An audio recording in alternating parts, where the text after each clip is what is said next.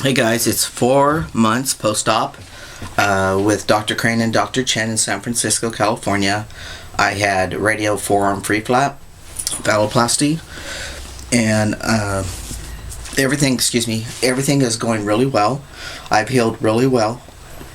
I've had no complications. I had a little hole at the end of the vaginectomy incision near the anal hole that would leak urine. Dr. Crane advised me just to plug it while I urinate, sit down and urinate and plug it, and then eventually it would heal up, and it did. I had a couple little holes develop in the vaginectomy incision about, I think it was probably between 1 and 2 months post-op, maybe 2 and 3 months post-op. But I was putting Meta-Honey on it, and I sent a picture to Ursula, and she said, Dr. Crane said, you don't need to put Meta-Honey on it, they will heal. And they did. And when I stopped doing the Meta-Honey for all that area, everything healed. I have no leakage, I have no fistulas, I have no strictures that I know of. When I urinate, I have a full good stream. Just before I finish urinating, if I could feel like the water running, almost like you used to when you sit down and pee, you can feel the water coming out of you. It feels that way, but then it goes out the end of my penis, and I'm like, yes, because it almost feels like it's going out the back of me, that sensation. But I'm doing really well. The swelling's all gone down. The phallus has dropped. I do refer to it as phallus when I'm talking about it on my videos. It's not that there's not a reason why I don't call it my penis, but it's just, I just call it phallus. So anyway, it's dropped a little, but it hasn't dropped like between my legs. My scrotum and my penis both sit in front of my legs. It's just dropped. I'm a big guy. The swelling went down. I have some more skin down there than some guys. And so, that'll have to be repositioned when I have my implants done. The scrotum, well, I'll go to that in a minute. Let's show you my arm. So my arm has really healed well. It's all flat right here. It's filling in with my arm. There's not a big indentation. I don't know if you guys can tell. See, there's not a big indentation like there was in the beginning. This is flat. Looks like it's gathered a little. It might be raised just a little bit in here, but that's going to all flatten out. The wrinkle is here on my wrist. That will eventually go away too. That's where the skin graft meets the skin. I still have that scar tissue that has built up from that surgery last year in my wrist. That is softened up by applying castor oil. It does not grab at my thumb. As you can see, I have full flexion of my fingers, my hand. There's no issue. You can see the line between where they laid the skin grafts. They do it a horizontal way. Take 2 pieces. That line will go away. A lot of it has. Few wrinkles, that'll all go away. I massage it with Eucerin repair lotion. I'll massage it with vitamin E oil. Excuse me, and then I will put some castor oil on it. Excuse me. Just to massage it and keep it moist and lubricated and stuff. My skin graft, my leg, looks wonderful. It's getting lighter and lighter. I never had an issue. In fact, when I came home, probably within the first week, I started applying Eucerin lotion on the area, not on the skin graft itself where it was scabbing, but around it where the skin had already healed, and we cut the xeriform away. So I kept it really moist with aloe vera and Eucerin lotion. They don't want you to get the wound itself wet. But I put a lot on there, and I take a Q-tip around the edges because it was it didn't burn, but it kind of like would itch, and that lotion would just relieve the edges.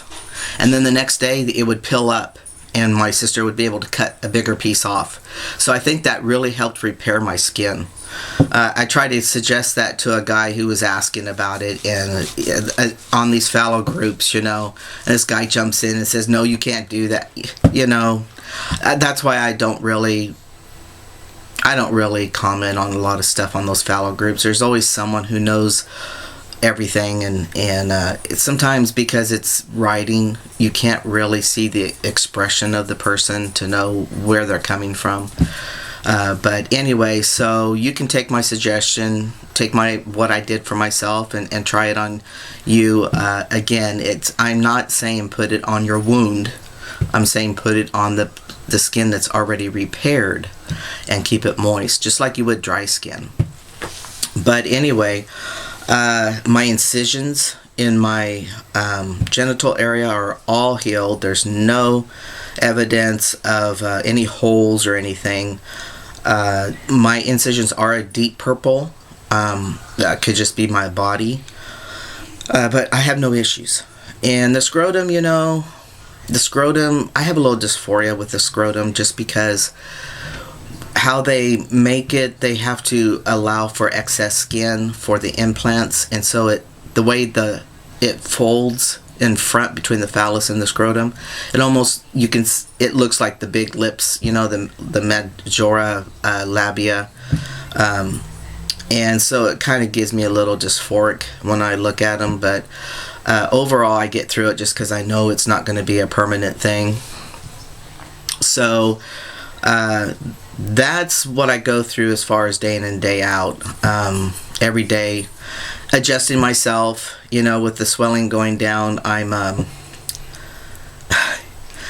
It just gets a little moist in there, and you have to kind of pull it away from your, and I read that guys chafe really bad. They've got a new underwear out for, it's I think UFM called, where there's a drawstring where you can pull the scrotum away from your legs and keep them so that the sweat doesn't chafe you. So biological males have to do that all the time too.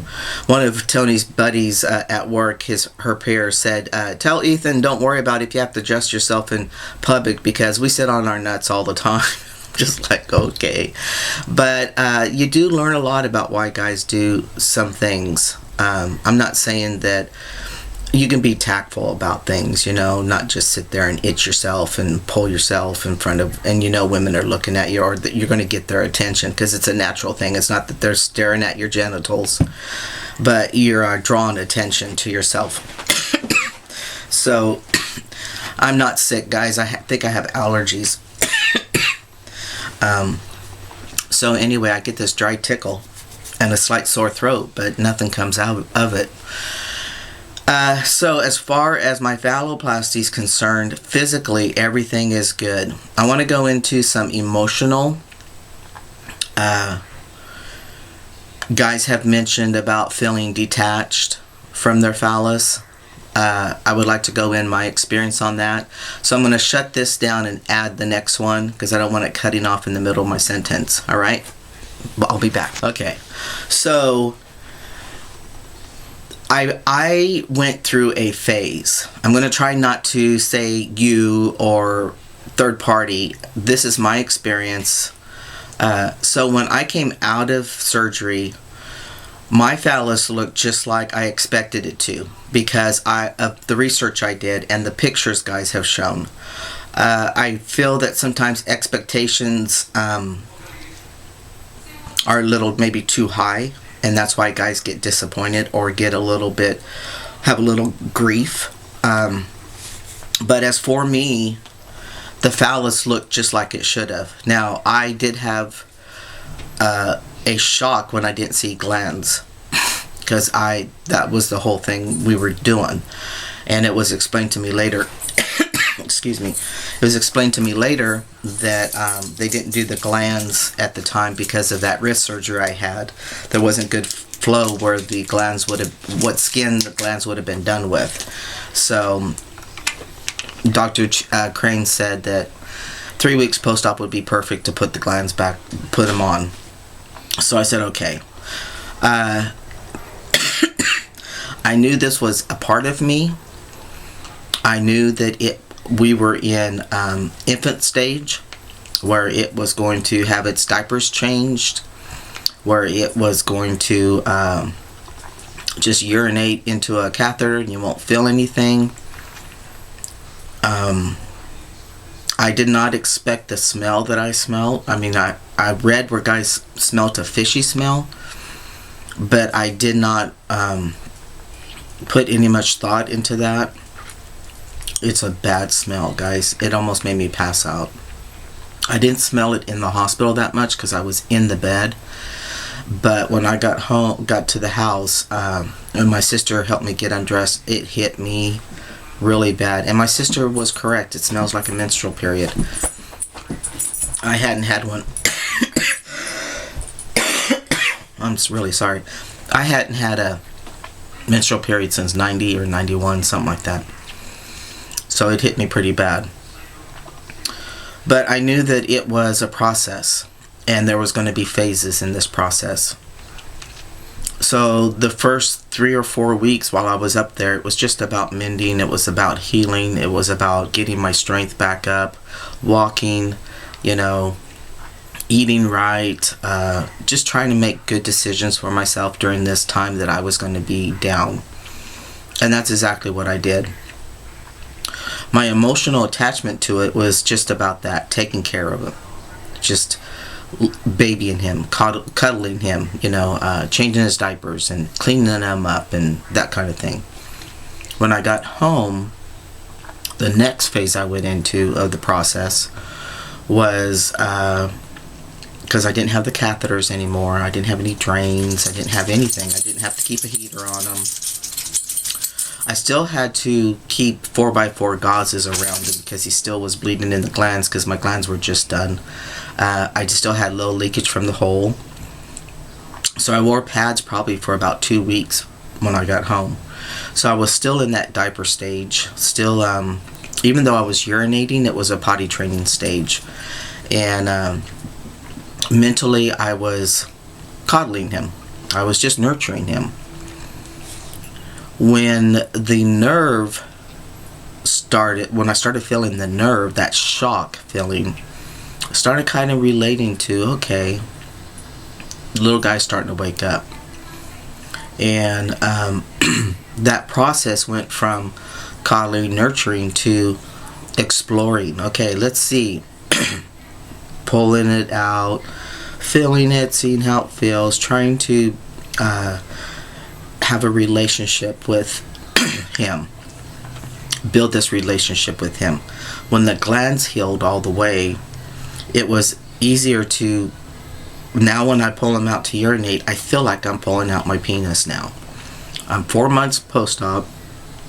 I have a nerve shock that goes down the phallus, probably about halfway, but I only feel it when I touch the top of the phallus. I don't feel it when it moves around, but it's like a little shock. I still have no feeling to the tip or anything. I'm not worried about it. Again, this is the process.